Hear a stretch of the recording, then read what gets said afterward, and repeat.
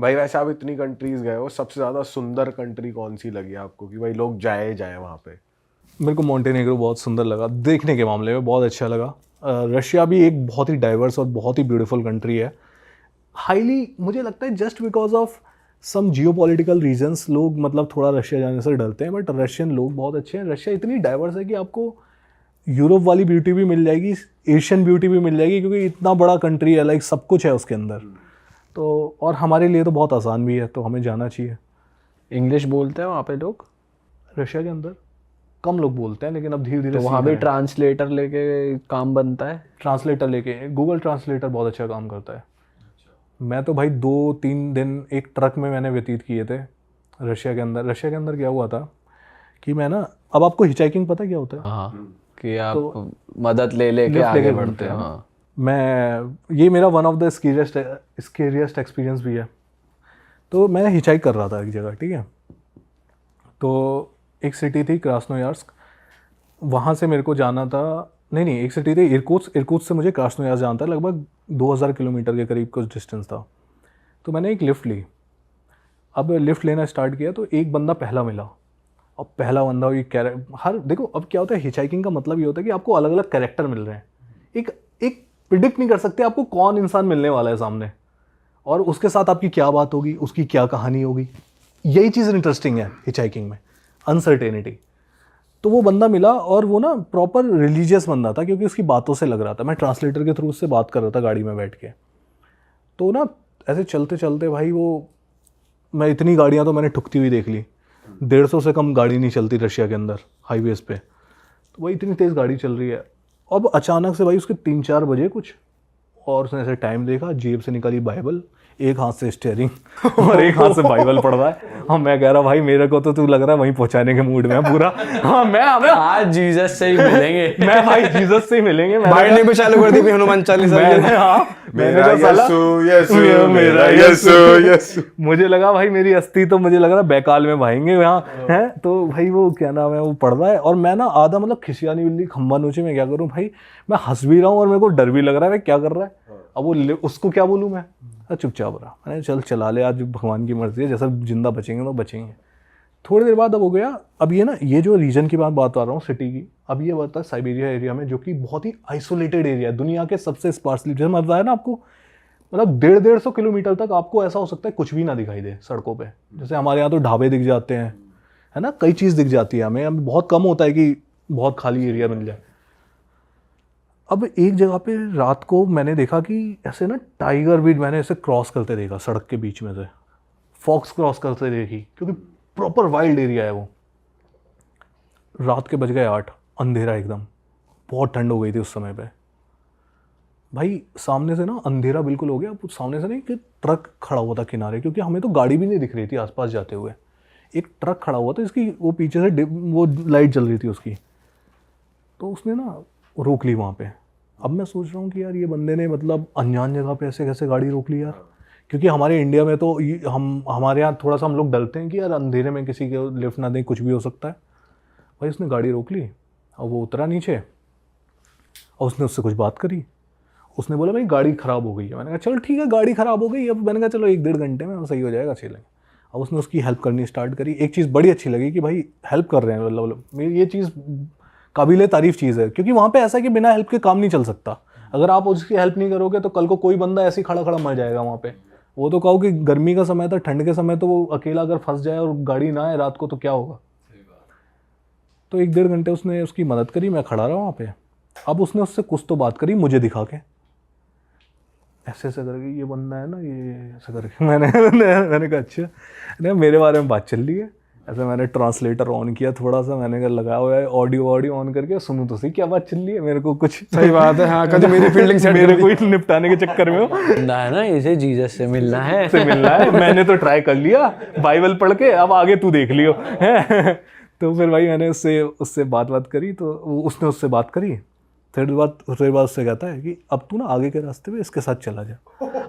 अब मैं भाई वो अनजान बंदा, अब सोचो वहाँ पे दूसरी गाड़ी कोई नहीं, मैं कैब नहीं कर सकता, गाड़ी बस कुछ नहीं कर सकता, जंगल के बीच में हूँ मैं। और वो बंदा जिसके साथ जाने की बात कर रहा है ना, वो मेरे को ऑलरेडी घूर रहा है ऐसे, पता नहीं जज कर रहा है क्या कर रहा है। मैंने कहा, चलो कोई ऑप्शन नहीं है, तो गाड़ी के अंदर बैठ गया मैं। अब उसने ना थोड़े से ऐसे, मैंने उससे ना थोड़ा सोचा कि उससे थोड़ी सी ना वो करता हूँ, बातें करता हूँ। मैंने बोला भाई आपका नाम क्या है, वो ये उसकी रशियन वशियन में ऐसे, तो उसने नाम बोला। दूसरा क्वेश्चन मैं पूछने ही वाला था, उसने ऊपर से ऐसे लाइट बंद कर दी। बात मत मेरे कर को ना मुझसे। सुननी भैया, मेरे को नहीं सुननी जो क्या बोल रहा है, मेरे को गाड़ी चलाने दे चुपचाप। अब मैं उसके रहमो करम पे हूँ भाई, सीधी बात है, रात का समय है, कुछ नहीं कर सकता मैं। थोड़ी देर बाद बंदा आगे गया और गाड़ी रोक ली, कहता है अब मैं ना 3 घंटे सोऊंगा। अब वो बंदा सो रहा है और मैं ऐसे फ़ोन देख रहा हूँ कि ये साला कब उठेगा, कब गाड़ी चलेगी, कब मैं पहुँचूंगा, क्या होगा, कहाँ उतारेगा, मुझे ये नहीं पता। थोड़ी देर बाद भाई वो बंदा उठा, 1-1.5 घंटे बाद गाड़ी चलाई और मुश्किल से 20 किलोमीटर आगे गया होगा। अब कहता है अब भाई मैं यहाँ से मोड़ रहा हूँ, तू अपना देख ले। भाई उसने उतार दिया मुझे। अब जहाँ पे मैं हूँ भाई, वहाँ पे साइबेरियन बेयर्स 600-600 किलो के बड़े बड़े भालू ऐसे ही दिखते रहते हैं वहाँ पे आपके। मैंने खुद अपनी आंखों से टाइगर देखा है, और वहाँ पे उसने जंगल के किनारे मुझे उतार दिया। कह रहा है कि अब तू देख ले कुछ। मैंने उससे 1-2 बार रिक्वेस्ट करी कि भाई पैसे ले ले मेरे को। वहाँ कहता है कि नहीं, मेरे को तो भाई मेरा कंसाइनमेंट है, मेरे पीछे माल पड़ा हुआ है, मेरे को तो माल इधर जाना है, तो मैं तेरे को तो नहीं छोड़ सकता। मैंने कहा अच्छा चल ठीक है। अब मैं उतर गया वहाँ पे। अब मेरे ये डर लग रहा है कि मैं यहाँ पे जहाँ पे खड़ा हूँ, यहाँ से पीछे से ही कोई आके मेरे को ना दबोच ले पकड़ के, है ना, कुछ भी हो सकता है, कोई भी जानवर आ सकता है, कुछ भी हो सकता है। रात का टाइम है, 2:30 बज चुके हैं रात के। इक्का दुक्का गाड़ी आती दिखाई दी। मैंने सोचा अब ऑप्शन क्या आएगा बंदे पे, चलो किसी और से मदद मांगते हैं भाई। अब ये सब चीज़ें मैं एडवेंचर के लिए कर रहा था, मुझे नहीं पता इतना तगड़ा एडवेंचर हो जाएगा मेरे साथ। मैंने ऐसे ऐसे करके 1-2 गाड़ियों को रोकने की कोशिश करी, वो रुके ना। फिर मैंने सोचा ये नहीं रुकने वाले, एक तो रात का टाइम, मैं फॉरेनर शक्ल से दिख रहा हूँ, बाहर का हूँ, नहीं रुक रहे। फिर मैंने फ़ोन में देखा कितना दूर है भाई, क्या नाम है, नेक्स्ट कोई बस स्टॉप है कुछ पास में, कुछ तो होगा। 10 किलोमीटर दूर कुछ बस स्टॉप दिखाई दिया। मैंने लगाए भाई किशोर कुमार के गाने, मैंने कहा जय माता दी, और चलो पैदल चला 10 किलोमीटर पैदल चलने का पैदल चलने का। और अच्छी मेरी किस्मत ये अच्छी थी कि मुझे तो 3:30 पौने 4 का आसपास टाइम हुआ, रोशनी होनी स्टार्ट हो गई वहाँ भाई। लेकिन वो एक इतना स्केरी एक्सपीरियंस था। लेकिन अच्छी बात ये थी कि मतलब एक ये स्टोरी वो होती है भाई कि जब आपके साथ हो रही होती है ना, तब आप डलते हो, कई इमोशंस आते हैं आपके अंदर, लेकिन जब पूरी हो जाती है ना, पीछे मुड़ के देखते हो, तो एक यादगार हो जाती है। सही बात है भाई। आप तो फिर भी 10 किलोमीटर चल दिए। कोई बंदा होता, वो कहता मुझे ले चल तू साथ वापस अपने, कह रहा जहाँ हूँ कंसाइनमेंट दे रहा है वहीं उतार दे। वही उतार दे। मतलब जिंदगी मौत का सवाल था भाई। तो मैंने अब हाँ, आप लोगों ने बात सही कही कि ऐसा भी सोचना चाहिए था। नहीं चला भाई मेरा दिमाग, शायद इसलिए भी क्योंकि वो बंदा फ्रेंडली नहीं था। हाँ, जब पहले क्वेश्चन के बाद ही लाइट बंद कर दी हाँ, थी, शायद मुंह उसका से लग- बिहेवियर थोड़ा ऐसा था, तो इस चक्कर में भी मैंने नहीं पूछा होगा उससे। वो म्यूजिक सुनते हैं वहाँ के ट्रक ड्राइवर्स? भाई सुनते, म्यूजिक के बिना काम नहीं चलता। कैसा म्यूजिक प्ले कर रहे थे वो ट्रक में? भाई एक ट्रक ड्राइवर था, एक ट्रक ड्राइवर के साथ लिफ्ट ली, बंदे के साथ ऐसा फंसा मैं। उससे मैंने एक बार मैं गया वैसे ही पेट्रोल पंप के पास, मैंने खड़ा हुआ था ट्रक, मैंने पूछा भाई मेरे को जाना है इधर, तू चलेगा क्या? उन्होंने मना कर दिया। फिर थोड़ी देर बाद पता नहीं क्या उसको आया, वो नीचे उतर के आया और फिर कहता है कि कहाँ जाना है तेरे को? मैंने कहा यहाँ जाना है। कहता चल, कह रहा मेरे को 40 किलोमीटर पीछे जाना है, उसके बाद फिर मैं तेरे साथ चलूँगा। तो मैंने कहा, कह रहा डायरेक्ट वहाँ जाऊँगा। मैंने कहा चल।